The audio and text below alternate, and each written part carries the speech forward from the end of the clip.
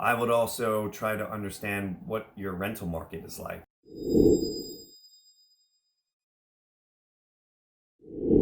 Hey guys, this is Bill over at WKRE at Coldwell. Wanted to talk to you guys today about how to analyze rental properties. So some of my clients, they're looking into condo investing as well as residential from 2 to 4 unit family investing. And they're asking me, how do I run numbers? For me, it's pretty simple. I go on biggerpockets.com. They have their own rental calculator, which I use, but there are plenty of free tools out there. And just if you Google a mortgage calculator, I think I use bankrate.com sometimes. That's also a good one. Also, know what's going on in your market today. Get probably the most accurate interest rate that you could get. It really depends on your debt to income ratio. It's a case by case basis.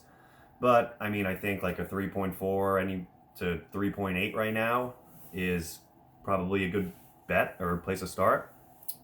I would also try to understand what your rental market is like. So know what a 2-bed, 1-bath can rent for, either in as-is condition, or if you're going to renovate it. That will also tie into your purchase price of the home, right? So if you're going to do a construction loan, then you have to add to your purchase price, and that will affect ultimately your cash on cash return on investment. Some things to think about. Also, don't forget your PMI calculation if you're doing under 20%. I think there's a formula for that. It's your purchase price times like 0.007 or something divided by 12. That's going to be your PMI. You could probably Google that also. Fact check me. But yeah, know what your rental income is going to be like.